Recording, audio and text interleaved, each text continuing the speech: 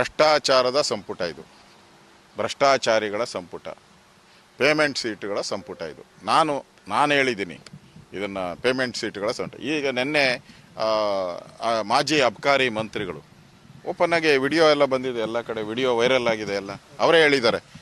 ಕೇಂದ್ರ ಕಾಂಗ್ರೆಸ್ ನಾಯಕರಿಗೆ ದುಡ್ಡು ಕೊಟ್ಟವ್ರು ಯಾರ್ಯಾರು ದುಡ್ಡು ಕೊಟ್ಟಿದ್ದಾರೋ ಅವ್ರು ಮಂತ್ರಿ ಆಗಿದ್ದಾರೆ, ನಾವು ದುಡ್ಡು ಕೊಟ್ಟಿಲ್ಲ, ನಾವು ಮಂತ್ರಿ ಆಗಿಲ್ಲ, ಓಪನ್ ಆಗಿ ಹೇಳಿದ್ದಾರೆ.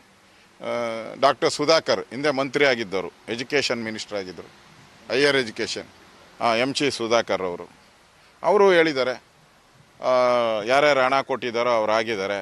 ನಮ್ಮ ಸಿದ್ದರಾಮಯ್ಯನ ಗ್ರೂಪ್ ಎಲ್ಲ ಸರ್ವನಾಶ ಮಾಡಿಬಿಟ್ಟಿದ್ದಾರೆ, ಸಿದ್ದರಾಮಯ್ಯನವ್ರ ಜೊತೆ ಯಾರ್ಯಾರಿದ್ದರೋ ಅವ್ರಿಗೆಲ್ಲರೂ ಕೂಡ ನಾಮ ಹಾಕಿದ್ದಾರೆ ಅಂತ ಅವರು ಹೇಳಿದ್ದಾರೆ.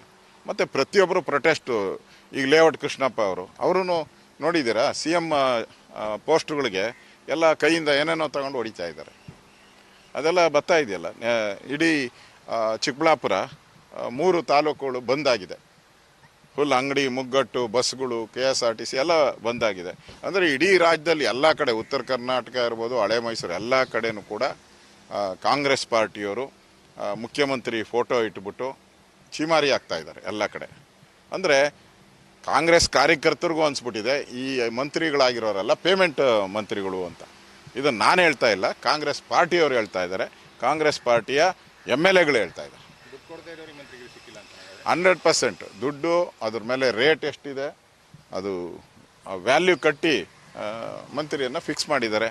ಇದನ್ನೆಲ್ಲರೂ ಹೇಳ್ತಾ ಇದ್ದಾರಲ್ಲ. ನಾನು ಯಾರೇ ಕಾಂಗ್ರೆಸ್ MLAಗಳನ್ನ ಕೇಳಿ ಅವರೆಲ್ಲ ಹೇಳ್ತಾ ಇದ್ದಾರೆ, ಕಾರ್ಯಕರ್ತರು ಹೇಳ್ತಾ ಇದ್ದಾರೆ. ನಿನ್ನೆ ಕಾಂಗ್ರೆಸ್ ಆಫೀಸ್ ಮುಂದೆ ದೊಡ್ಡ ಪ್ರತಿಭಟನೆ ನಡೆದೋಗಿದೆ. ಅದರಿಂದ ಇಲ್ಲಿ ಮುಚ್ಚುಮರೆ ಪ್ರಶ್ನೆನೇ ಇಲ್ಲ. ಇದು ದುಡ್ಡು ಕೊಟ್ಟು ಮಂತ್ರಿಗಳಾಗಿರೋವಂಥದ್ದು ಜಗಜ್ಜಾಹಿರಾತ. ಇದರಲ್ಲಿ ಇಡೀ ಕಾಂಗ್ರೆಸ್ ನಿಷ್ಠಾವಂತ ಕಾರ್ಯಕರ್ತರು ಯಾರಿದ್ರು ಅವರೆಲ್ಲರೂ ಕೂಡ ಬೀದಿಗಿಳಿದು ಹೋರಾಟ ಮಾಡ್ತಾ ಇರೋದೇ ಸಾಕ್ಷಿ.